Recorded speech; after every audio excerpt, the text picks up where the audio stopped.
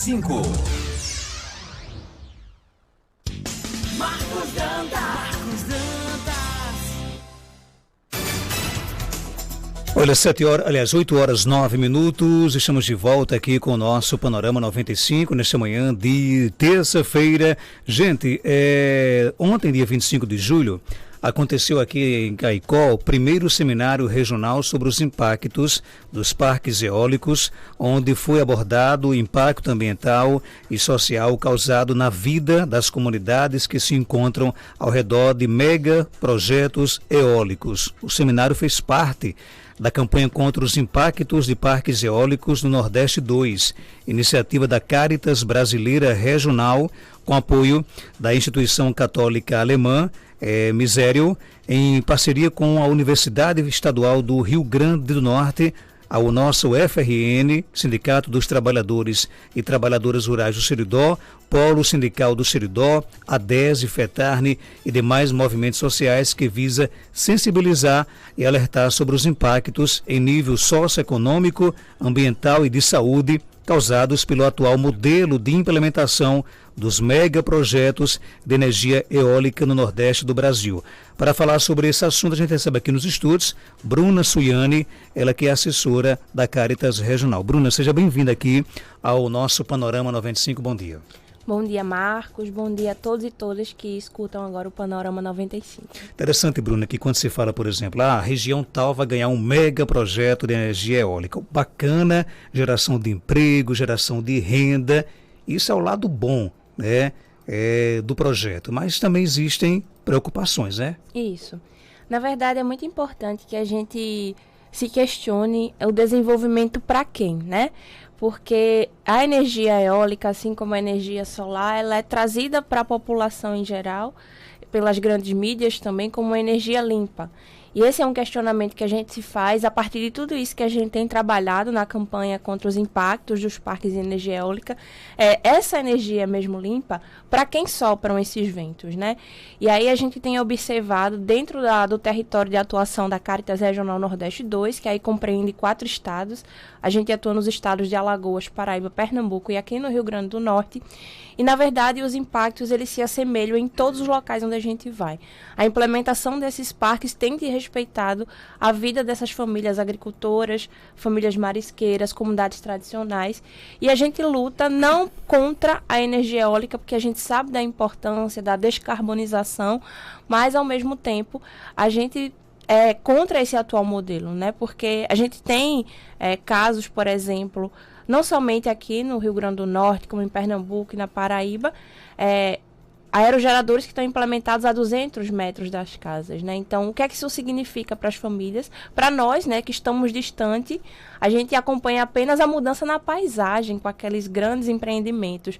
Mas quando você chega perto, que você escuta o barulho daquelas torres, você entende um pouco como essas famílias estão sendo prejudicadas, desde a chegada dessas empresas, né, com os contratos, com cláusulas abusivas, até a implementação do parque e os impactos propriamente ditos. Que tipo de danos, por exemplo? Vamos começar pela questão da pessoa humana. Que tipo de danos esses parques eles provocam para as pessoas? Eu não sei se quem está nos ouvindo agora já teve a oportunidade de ir para próximo a um parque desse, mas os agricultores, eles colocam para a gente, e a gente que faz assessoria às comunidades, a gente está de perto, né, e o barulho é semelhante a um helicóptero que nunca pousa. Isso o tempo todo, 24 horas. O tempo todo, né? 24 horas por dia, 7 dias por semana. Então, não é um barulho que não para. Então, inicialmente, esse é o principal impacto que afeta a vida das famílias, porque esse barulho começa a causar insônia, ansiedade, depressão. Tem a questão das luzes e da sombra que os aerogeradores fazem, que incomodam a visão, incomodam os animais também. A gente tem casos em que esses parques foram implementados, onde os animais têm os filhotes, acabam rejeitando, ou abortam, ou deixam de dar leite, as galinhas param de produzir ovos, tudo isso pelo estresse que é causado pelo barulho dessas torres, né? Fora isso, até na própria construção das estradas, né? Quando você sabe que, vocês já devem ter visto, quando os caminhões passam com as torres, com as hélices são caminhões enormes. E para passar para as comunidades rurais, eles têm que abrir estradas, passagem nessas estradas. E a poeira que sobe a partir da abertura dessas estradas começa a causar rinite alérgica, crises nas crianças, né, de asma. Então, é uma poeira muito fina e que, enfim, as famílias acabam não tendo como lavar roupa durante aquele período, né? As famílias deixam para lavar roupa à noite, porque não conseguem lavar durante o dia. Isso na abertura das estradas. Muda a rotina completamente. Exatamente. E você até comentou, né, dessa parte dos empregos, mas vale reforçar que os empregos acabam sendo temporários. Porque você, para estar na manutenção de uma torre dessa, muitas das famílias que estão ali naquela comunidade, naquele município, não têm apropriação para trabalhar naquele parque depois da implementação dele. Então, esses empregos que são gerados, que muitas vezes as comunidades não participam diretamente dessa implementação, e quando participam, tem esse emprego temporário aí, que também, inclusive, é muito perigoso às vezes, né? E que isso não fica para a comunidade, né? Esse emprego acaba não ficando a partir da implementação dos parques também. Eu me lembro que até pouco tempo, quando se dizia, olha, vai chegar energia eólica, né? E para alguns agricultores, a renda que eles ganhariam com o aluguel daquela terra ali era quase uma aposentadoria, né? E parece que isso foi desvalorizando ao longo dos últimos anos. E hoje não é tão rentável assim como antes? Não, principalmente quando a gente está falando desses impactos sociais, né? O que é que significa a família fazer uma venda da terra? Porque o que a gente está falando é uma venda da propriedade. E se você é um agricultor ou uma agricultora que no seu CPF tem vinculado uma empresa, você está falando de uma perda de uma futura aposentadoria enquanto agricultor e agricultora familiar. Né? Esse é um primeiro ponto que a gente tem que deixar bem claro. E muitas vezes, quando você vai olhar um aerogerador daquele, rende bilhões e bilhões de reais. Milhões e milhões de reais. E o que fica para a família agricultora, às vezes, é 400, 500, 600 reais. Por mês? Por mês. A gente tem casos que a família recebe 6 mil reais, mas não consegue morar mais na propriedade. Né? A família acaba saindo da sua localidade porque não consegue permanecer ali por conta dessas questões do barulho, por conta das questões da própria resta, por conta da movimentação de pessoas estranhas na comunidade. Então a gente tem uma situação lá em Pernambuco, por exemplo, que a gente tem um agricultor que vai deixar a sua propriedade, onde ele viveu com sua família por todo seu avô, seu pai, para poder sair, e a gente está falando do êxodo rural, né? Quando a gente está falando dessa questão das grandes cidades inchadas novamente, as famílias deixando as áreas rurais dos municípios por conta da implementação indevida, que eu repito, nós não somos contra a implementação da energia eólica, mas esse atual modelo é um modelo que a gente não concorda. Agora, era isso que eu queria entender. A gente já teve aqui algumas participações suas, né? Virtualmente, também gravadas. Você sempre coloca isso. Nós não somos contra a implantação de projetos de energias renováveis, né? Agora, dá para se implantar projetos respeitando, por exemplo, tudo que você falou agora há pouco, é inviável? É muito viável, principalmente quando a gente está falando de geração descentralizada de energia, né? O que é a geração descentralizada de energia? Quando a gente vai falar, por exemplo, da energia fotovoltaica, né? Que é a energia solar. A gente está falando de uma área que é desmatada, onde é colocado veneno naquela terra, onde nada pode ser plantado. Isso os grandes parques de energia solar. Por que não investir em placas solares na casa das pessoas? Né, onde cada pessoa possa gerar a sua própria energia. Isso também pode acontecer com a energia eólica. Cada família pode ter o seu aerogerador pequeno, onde ela possa vender essa energia que ela está gerando para as grandes empresas, mas isso não gera um grande lucro, e a gente está falando de uma economia capitalista onde é lucro, lucro, lucro, desenvolvimento e o bem-estar das pessoas fica em segundo plano.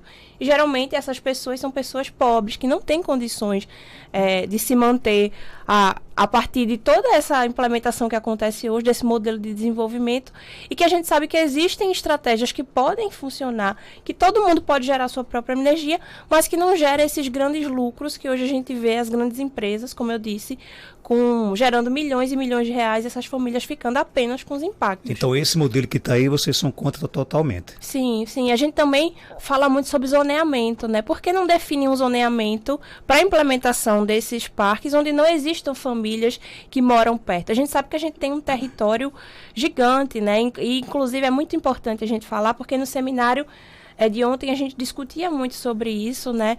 A gente tem as áreas de proteção onde hoje são implementados parques, não somente aqui no Rio Grande do Norte, respeitando também essa biodiversidade que a gente tem. E aí a gente sabe que o mundo não é somente as pessoas, a gente tem as plantas, né, os animais, a fauna e a flora, que são muito importantes, inclusive, para a gente permanecer aqui nesse planeta, e que esses mega empreendimentos, às vezes, chegam nesses territórios para, enfim, destruir, desmatar e fazer tudo isso que a gente coloca aqui e nós somos contra. Então, o zoneamento também é um ponto que a gente discute. Por que não ter um marco nesses estados, né, um marco que possa definir o que pode e o que não pode acontecer hoje na implementação desses empreendimentos? Bruna, falamos agora há pouco dos prejuízos para as pessoas e para o meio ambiente. Que tipo de prejuízos causa? Pois é, quando a gente está falando da implementação desses parques, a gente está falando de um consumo enorme de água, né? Porque a escavação, o buraco onde esses mega empreendimentos são implementados, eles são enormes. Então, primeiro, que existe um consumo muito grande de água, e muitas vezes a gente se pergunta, né, de onde é que é tirada essa água que são investidos na construção dessas torres. Quando a gente está falando já implementado, a gente tem relatos em todas as comunidades onde a gente tem de que as abelhas sumiram a partir da implementação dos parques, né? As famílias não conseguem mais achar abelhas. E o que é que significa para nós, para a humanidade, as abelhas sumindo assim, se afastando dessas áreas onde nós estamos? A gente sabe que as abelhas são responsáveis pela polinização, né, do meio ambiente. E não só abelhas, a gente tem casos de morcegos, né, que acabam se afastando, porque existe o barulho que a gente escuta, que é esse que afeta mais diretamente a saúde das famílias, e a gente tem um barulho que a gente não escuta, que é o barulho que os animais se incomodam também, né? Então, é um conjunto de fatores que não afetam só o ser humano, né? Afetam o meio ambiente como um todo. E aí a gente quer lutar para que essas famílias sejam ouvidas, né?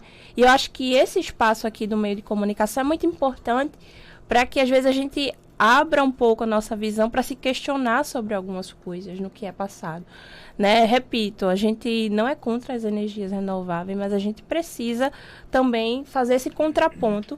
Nós que lutamos pela defesa das pessoas, né, pelos direitos humanos, que a gente consiga olhar o outro lado, né, do que acontece e dar voz a essas famílias, né? No seminário a gente teve famílias agricultoras, que eu acho que uma coisa sou eu falando, que não estou vivenciando aquele dia a dia ali de sofrimento, porque é um sofrimento. Outra coisa é você ver um agricultor, uma agricultora colocando todos esses pontos. Eu vou ter que deixar na minha propriedade, eu não consigo mais ficar na minha casa. Então, é muito importante que a gente possa ir de perto, né, e ouvir um pouco mais essas pessoas. Num país onde, infelizmente, a cada dia que se passa, há uma tentativa de criminalizar quem defende os mais pobres, né, essa questão dos direitos humanos, né, e é interessante que o marketing de convencimento que essas empresas, que esses projetos fazem, ele é imenso, né, e constrói na cabeça das pessoas de que pela geração de renda e emprego vale tudo, até destruir o meio ambiente, né, por exemplo, como você mesmo disse, enquanto as empresas lucram bilhões, os agricultores lucram reais, né, dezenas, centenas. É um trabalho difícil de convencimento? É quase uma luta de Davi contra Golias, esse trabalho que vocês realizam? Sim, mas ao mesmo tempo é um trabalho que a gente não pode deixar de fazer, né? E na verdade esse discurso que você fala, ele é passado para as famílias também, né? A gente tem contratos com cláusulas abusivas, né? De que a terra é vendida por 50 anos, né? A família não pode mais plantar nada ali naquela região. Dapraticamente a terra deixa de ser dela. E o contrato, às vezes, é renovável automaticamente, ou seja, nem os netos... às vezes nem os netos daquela pessoa que assinou vai ter direito àquela terra. Então, eles têm uma estratégia de convencimento dessas famílias e eles conseguem se antecipar ao nosso trabalho, muitas vezes, né? Durante a pandemia, a gente estava focado, muitas vezes, em atender aquela situação de fome que a gente teve. Enquanto isso, as empresas continuavam indo a campo, continuavam indo na comunidade, convencendo as pessoas de que ia gerar emprego, de que eles têm uma renda fixa todo mês. O que é para um agricultor, uma agricultora, dizer que você vai ganhar R$6.000 por mês? Não tem agricultor esse que não vai assinar esse contrato. E muitas vezes quem faz a mediação entre a assinatura do contrato com a pessoa é o advogado da própria empresa. Então, não é passado para as famílias o que vão ser os reais impactos você tendo uma torre a 200 metros da sua casa. Então, a estratégia de convencimento começa ali, na comunidade, na família. Quando a gente tem uma assessoria, tem um trabalho na comunidade, a gente consegue ter pessoas que dizem, a gente não quer, a gente não vai assinar. Mas, ao mesmo tempo, é muito difícil, a gente tem poucas pernas para chegar a todo lugar, né? Então, é um trabalho de Davi e Golias, com certeza. O trabalho de vocês com o seminário de ontem se encerra por aqui ou teremos outras etapas? Não, acho que o trabalho não se encerra porque a gente está nessa luta constante. A gente tem 2 cenários, na verdade. A gente tem onde os parques ainda não foram implementados e que a gente quer fazer esse diálogo com o poder público, com as empresas, com as famílias, de como é que a gente minimiza esse tipo de impacto ou até evita. E a gente tem uns casos onde a gente só entra a partir da mitigação, né? Que é o que a gente pode fazer a partir da implementação do parque já constituído.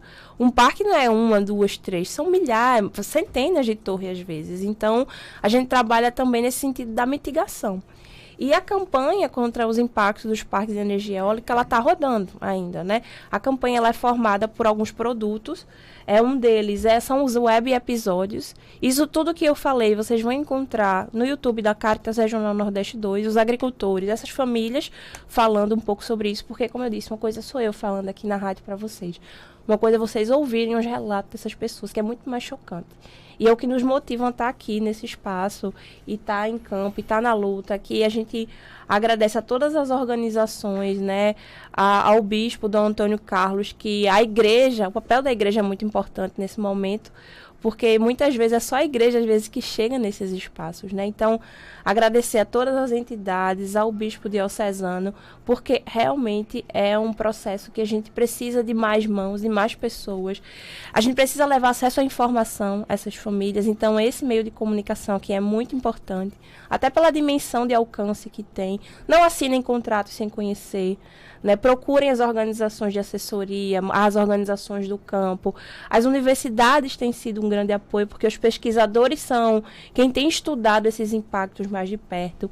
Então, esses meios de comunicação são muito importantes, porque a gente precisa levar informação para essas famílias. Existe sensibilidade por parte das empresas em ouvir vocês ou não? É um diálogo que a gente tenta, mas muitas vezes a gente não sabe nem o nome das empresas que estão ali naquela região. Acessar contratos é uma coisa, um desafio quase que impossível, porque muitas vezes os contratos eles têm cláusulas de sigilo, ou seja, se o agricultor mostrar para alguém, ele pode pagar uma multa milionária. É uma relação muito conflituosa, então, né? Totalmente. A gente tem exemplos de contratos que tem cláusula única, então o contrato fica só com a empresa, não fica com o agricultor. Então, assim, muitas vezes a gente não sabe realmente nem quem são as empresas que estão atuando ali naquela localidade. Então, assim, nós estamos sempre muito abertos ao diálogo e hoje a gente não concorda com muitas compensações que são feitas, né, pelas empresas. A gente tem exemplo que a compensação são palestras para a comunidade. Né? A gente tem exemplo que a compensação é a reforma de uma escola. Tudo bem, legal, reforma de uma escola, mas isso não é papel da empresa, isso é papel do poder municipal, do poder público, né? Então, a gente tem um exemplo lá em Pernambuco que é muito, assim, chega a ser cômico, né? Quando você vai ver, é um parque que foi instalado para as crianças no meio de um parque de aerogerador. Então, assim, é o balanço, os aerogeradores ao redor e a 6 quilômetros da comunidade. Aí o próprio agricultor, quem é a mãe que vai trazer os filhos para brincar nesse parque? Virou um parque abandonado, tá? Um mato lá crescendo, porque esse é o tipo de compensação que hoje chega para as famílias. E o que a gente pensa, por quê esse tipo de compensação? Palestra, gente, o que é que isso vai mudar na vida das famílias que estão sendo afetadas ali cotidianamente com aquele barulho e que com a sua mudança de rotina completa? Ok, Bruna, obrigado pela sua participação e acho que o nosso programa, ele cumpre com a nossa postura. Lembra que a gente até, quando a empresa esteve aqui, nós vamos ouvir todos os lados da história, porque forma a opinião e o ouvinte ele fica bem à vontade aí para realmente, a gente aqui não quer colocar na cabeça das pessoas nenhuma opinião, a gente traz aqui os personagens e o ouvinte realmente cria aí a sua opinião. E foi bom ter ouvido você, porque, como você mesmo disse, o trabalho que a Caritas hoje realiza é no Nordeste todo, não é só aqui no Seridó. É isso? Quem quiser conhecer mais um pouco, quem quiser, que de repente teve uma curiosidade, existe alguém aqui na nossa região que possa ser realmente esse elo? Isso, aqui a rede Caritas ela é composta por uma rede que está no Brasil todo, na verdade no mundo inteiro, mas a nossa atuação ela está aqui no Regional Nordeste 2, nesses 4 estados, Alagoas, Paraíba, Pernambuco e Rio Grande do Norte. Aqui na Diocese nós temos a Caritas Diocesana de Caicó, que é uma entidade muito conhecida aqui na região, que tem uma missão do testemunho do Evangelho a partir da defesa e promoção da vida, né? Então, é um trabalho muito difícil, mas é um trabalho que é importante para não só nessa temática, né? A gente tem atuação com tantas outras linhas de atuação nessa perspectiva da defesa e promoção da vida, de uma sociedade justa, plural e igualitária. Então, a Caritas Diocesana de Caicó, assim como tantas outras organizações, tem um trabalho muito importante para a gente aqui nesse território. Alguma pergunta, Geraldinho? Só reforçando aqui o que o Marcos falou, quando o pessoal da empresa veio aqui das empresas vieram aqui para o seminário, né? E aí eu tive a oportunidade de pegar um depoimento de uma senhora, os pais dela tem uma propriedade rural aqui na região, e as empresas chegaram e ofertaram isso que você falou aí, e ela disse, olha, eles falaram pro meu pai que daria aí cerca de R$1.600, só que R$1.600 era por ano, né? E se você fosse dividir por mês, dava um valor... Não é nem um gás, né, de cozinha. Né? E ela só poderia, o senhor, né, o dono da propriedade, só poderia retirar depois de 2 anos. Aí ficou meio sem sentido. Aí eu te pergunto, acho que você já até respondeu, talvez a falta de conhecimento e a vulnerabilidade das pessoas da zona rural, talvez essa falta de conhecimento é o que gera essa questão de... A proposta é fantástica, como ela disse, meu pai ficou super entusiasmado com a proposta, mas quando foi ver os pormenores das questões, era R$1.600 por um ano todinho, que ele só poderia tirar depois de 2 anos, então era inviável, né? Isso. É como eu falei, os contratos, primeiro que assim, a gente tem casos de contratos que são assinados por pessoas analfabetas, que não sabem ler, não têm entendimento. Primeiro que o diálogo também que é trazido por essas empresas é um diálogo que as famílias não entendem. O tipo de conversa que é feita, as famílias não conseguem compreender o que está sendo falado. Muitas vezes a família não tem a oportunidade de ter um advogado próprio antes de assinar esse contrato para fazer uma leitura. A gente tem caso lá em Alagoas que a família assinou achando que ia ganhar R$6.000. Mas era R$6.000 dividido por 24 famílias da comunidade. Eles não entenderam isso. Então, o que é R$6.000 dividido por 24 famílias? Praticamente nada. Então, são situações que, assim, a gente muda de estado, mas essas questões são vistas em todos, assim. Não é foi empresa A ou empresa B. É o tipo de implementação, ele ocorre. O modus operandi, por dizer assim, é igual em todos os locais. Mesmo mudando de município, mudando de estado, a gente tem sempre esse mesmo tipo de eu diria que enganação mesmo das famílias, né? São famílias simples, que muitas vezes não tiveram nada. Então, se você diz que tem uma oportunidade de receber muito dinheiro, sem nenhum tipo de orientação, nem das organizações, porque o trabalho das organizações, dos sindicatos, das associações é muito importante. É óbvio que elas vão ser enganadas. Então, a gente também, como eu disse, usa esse meio de comunicação para fazer esse alerta às pessoas. Ok. Obrigado, Bruna, por sua participação. Algo mais a acrescentar? Pode ficar à vontade. Eu agradecer, né, o espaço a vocês por estar cedendo, né, o espaço da rádio é muito importante. E aí eu também, se quiser conhecer mais o trabalho da Caritas, né, Caritas Regional Nordeste 2, no Instagram, no YouTube, conheçam um pouco mais da nossa campanha e também divulguem aí para as pessoas, para a gente chegar ao maior número de pessoas possíveis, acessando esse conhecimento. Muito bem, 8h33, conversamos aqui no nosso programa com Bruna Suian.